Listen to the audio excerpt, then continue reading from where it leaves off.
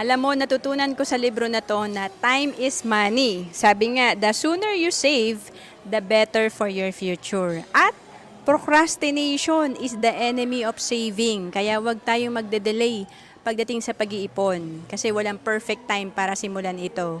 Kaya may sample tayo dito, si Mr. Save Early at si Mr. Save Later. Dalawang magkaibigan yan, parehong nag-save ng 20,000 per year for 6 years. At ang pagkakaiba, si Mr. Save Early nag-start at the age of 22. Si Mr. Save Later nag-delay, nag-procrastinate ng 6 years. Kaya at the age of 28 pa siya nag-start. So tignan natin kung ano nangyari sa fund nila.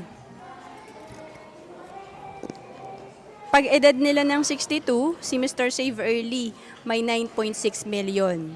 At si Mr. Save Later, 4.8 million lang ang fund niya. So again, ang laki ng difference kaya